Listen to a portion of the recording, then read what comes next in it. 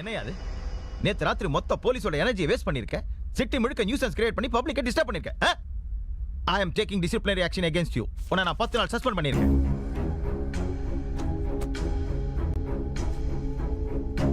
இது மேல கையை வச்சு அவங்க தப்பிச்சதுக்கும் உங்களுக்கும் சம்பந்தம் இல்லைன்னு சொல்லுங்க. என்னையா சொல்ற நீ? நேத்து ராத்திரி பூரா ஒண்ணுக்கு இருக்க கூட நேரம் இல்லாம 40 போலீஸ் நாய் மாதிரி சிட்டி பூரா அங்கேயும் அலைஞ்சிட்டு கிடந்தோம். என்னாச்சு ஏதாச்சுன்னு ஒரு வார்த்தை கேட்கல.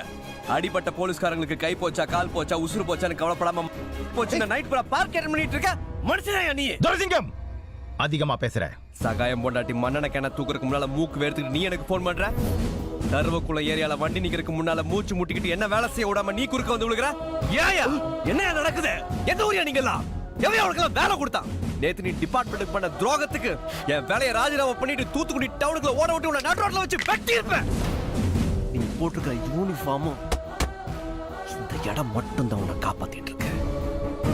ஒன்ஸ் கேம் ஆடுறீங்க ஓச்சுறேன்.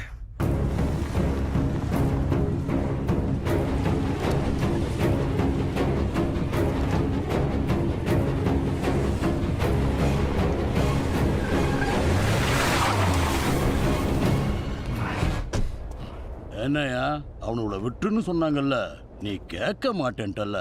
இப்போ கேடு கட்ட பயலுவ ஸ்டேஷனை உடைச்சிட்டு தப்பிச்சு போயிட்டானுவ. அதான் பெரிய மனுஷங்க சொன்னா சின்ன பயலுவ கேட்கணும். டிபார்ட்மெண்ட்டும் பப்ளிக்கும் நேத்து நடந்த கலவரம் சகாயத்துக்காக நம்பிட்டு இருக்கு. அந்த நாடகம் இன்டர்நேஷனல் கிரிமினல் ட்ரக் டீலர் உனக்கு கிலோ கணக்கில் பிரவுன் சுகர் சப்ளை பண்ணிட்டு இருக்கிற டேனிக்காக தாங்கிறது எனக்கு தெரியும். என்ன டேனி பேர் சொன்ன உடனே வள வளன்னு வசனம் பேசுற நாக்கு வலு வலுன்னு கொளருது. பாய் நீ அத்து மீறிட்ட. என் தன்மானத்தை சீண்டி பார்த்துட்ட. போலீஸ் வேலை எனக்கு தெய்வம் மாதிரி, போலீஸ் ஸ்டேஷன் எனக்கு கோவில் மாதிரி. அதை இடிச்சிட்டல. நீ சட்டத்தை உடைச்சு டேனியை தூக்கிட்டு போயிருந்த கூட நான் கவலைப்பட்டிருக்க மாட்டேன். என் ஸ்டேஷனை உடைச்சு தூக்கிட்டு போயிட்டல. அதாயா அவன் பாஸ் பண்ண டிபார்ட்மெண்ட் ஃபைல்ல வைக்காம பத்திரமா என் பாக்கெட்ல வச்சிருக்கேன். ராணாந்தர சிங்கம், டேனி வெடிகுண்டு மாதிரி தோட நினைச்ச வெடிச்சு செதறிடுவேன். வெடிக்கிறதுக்கும் செதறதுக்கும் தீய வச்ச உடனே இறக்கலாம பாஞ்சு தீஞ்சு போற தீபாவளி ராக்கெட் நினைச்சியா? ஊரு விட்டு ஊரு, நாடு விட்டு நாடு, கண்ட விட்டு கண்ட குறிக்கோளோட பாஞ்சு குறி வச்சு தாக்குற. அந்த ஆப்பிரிக்கா குரங்கு எங்க போனாலும் அவனை தூக்கிட்டு வந்து தொழுத்துல கட்டாம விட மாட்டேன்டா. ஏய், நான் திரும்ப வந்த உடனே தூத்துக்குடி டவுனுக்குள்ள ஏகப்பட்ட பட்டாசு வெடிக்கும். அதுல சிக்கிறவெல்லாம் சின்னப்படம் ஆயிருவீங்க.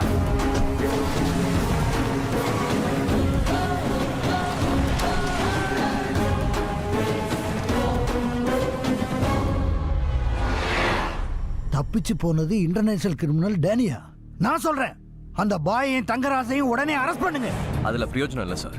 அரெஸ்ட்க்கு அப்புறமா கோர்ட் கேஸ்னு நிறைய ஸ்டேஜஸ் இருக்கு. இவனுங்களை சமாளிக்க கிளீன் போலீஸா இருந்தா பத்தாது சார். கொஞ்சம் கிரிமினல் போலீஸா மாறணும்.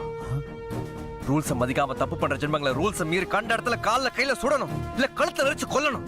4 பேர் சுட்டு நடுரோட்ல போடா சார் 40 பேர் பயப்படுவானுங்க, 400 பேர் திருந்துவானுங்க, 4000 குடும்பம் சந்தோஷமா இருக்கும். இன்டர்நேஷனல் கிரிமினல்ஸ் கூட சேர்ந்து பிசினஸ் பண்ணிட்டு இருக்கவங்க சாதாரண ரூல்ஸ் வச்சு ஒண்ணும் பண்ண முடியாது சார். அதுக்கு உடனே ஒரு ஆபரேஷன் ஃபார்ம் பண்ணி சகாயத்துல இருந்து சரக்கு சப்ளை பண்ற டேனி வரைக்கும் அத்தனை பேரை அரெஸ்ட் பண்ணும் சார். ஆபரேஷனா? ஆபரேஷன் டி, an operation beyond regular rules and formalities. Rule 1, Operation Commandant can select any police personnel from any district in Tamil Nadu. Rule 2, Operation Commandant will have the right to question any individual in any place, any time, in any manner. Rule 3, the mode of operation will not be disclosed and known only to the Commandant. Rule 4,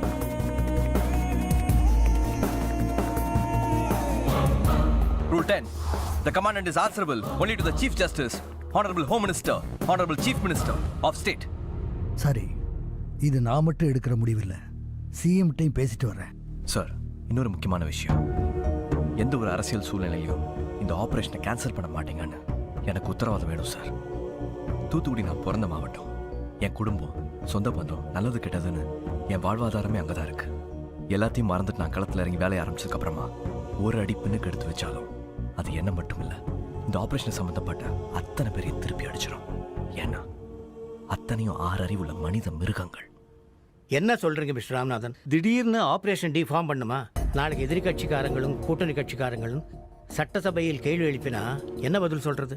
8 மாசமா ஒரு police அதிகாரியை வேலையை ராஜினாமா செய்ய சொல்லிட்டு சம்பளமே இல்லாம duty பார்க்க வச்சமே, அது சட்டத்துல இடம் இருந்துதான் செஞ்சமா இல்லை எதிர்கட்சிக்காரங்களை கேட்டுட்டு தான் போக சொன்னோமா? சரி பார்த்துக்குங்க.